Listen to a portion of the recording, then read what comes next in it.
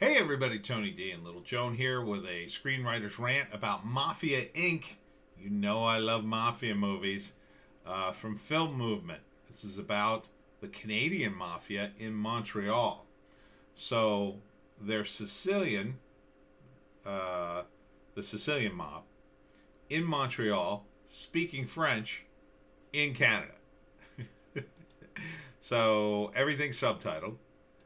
And it's, typical mafia story. You got a kingpin here, Mr. Paterno, and he is the head of the family. And it's based on a true story, apparently. Here are some mafia goons coming in, and they pressure this guy, and secretary comes in. Is there anything wrong? And he's like, no, and they all say no, and then she walks out, and they bash his head against the a desk, because that's what mafia guys do. The bloody reign of Canada's Sicilian mafia. This is a typical story. The older guys, they come to power, and then the first thing they want to do is calm everybody down so they can make lots of money. And then they quickly realize that by keeping things calm, you make more money. When you go to war, you lose money. But this is the precarious balance of the mafia. If you are too peaceful for too long, you look weak sometimes, especially if another gang starts encroaching on your territory. They could just come in and try to take over. They could just start pushing you around. It was something that Paul Castellano learned the hard way. He was the mafia don in New York, and he was the guy that John Gotti took out to become boss, because Castellano was too much of a businessman.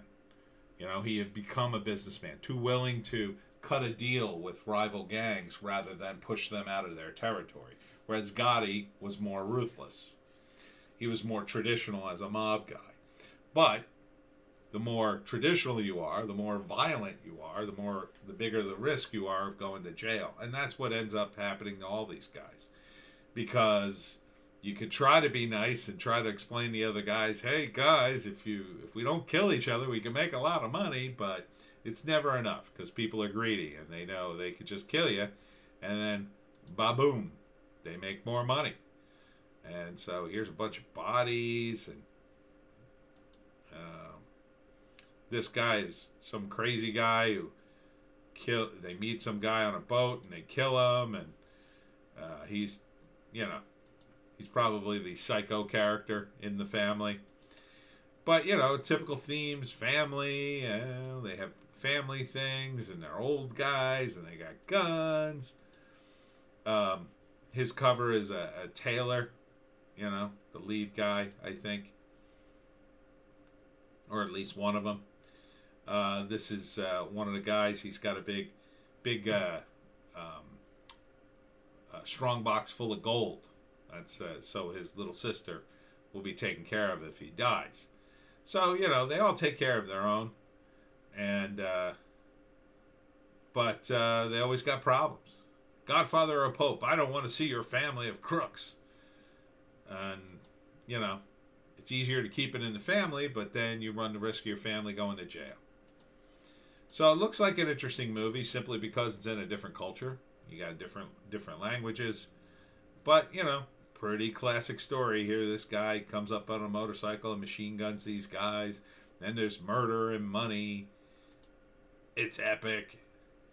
Big changes are coming. It's gritty. I'll do what I have to. It's very bloody.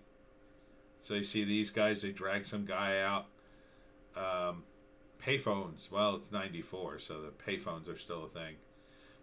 And be strong for each other. I'm acting. So, probably a classic story of the rise and fall of a mafia family, right?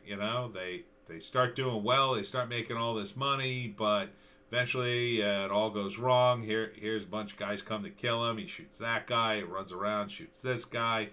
You can see he's all shot up himself. And then he turns around, he's all bloody. Oofa. Mafia Inc. Say, I probably don't recognize anybody who worked on this thing because they're probably all Canadians. Directed by Pods. Daniel Grau.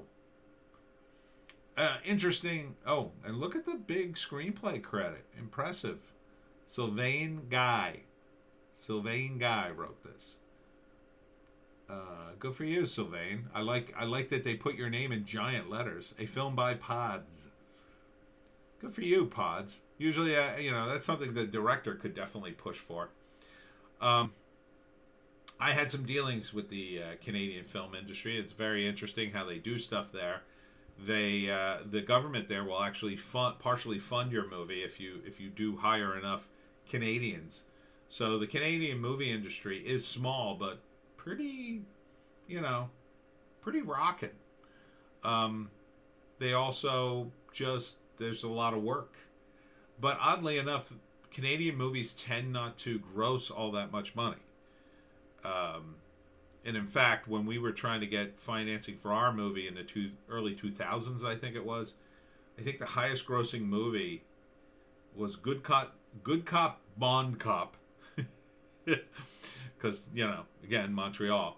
And that had grossed either 20 or 40 million. And that's it.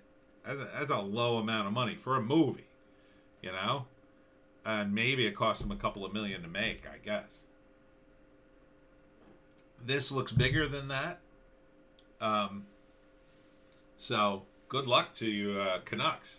I think you got a nice film here. Looks pretty classic. First act, Mafia family, who all the players are, what's going on. Second act, things start to go to hell.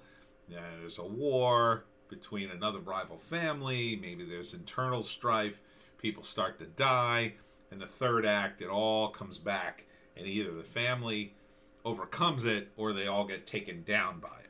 Those are usually the two ways, a Mafia movie will go. This looks like I'm gonna go with it. Probably looks like everything goes to hell because it's based on a true story, and they probably pushed their luck, made all this money, and then drew too much attention and all collapsed in on it. So it's Mafia Inc. Do we have a date when this comes out? No, but keep an eye out for it. Yeah, it's subtitled, but I think it might be worth watching.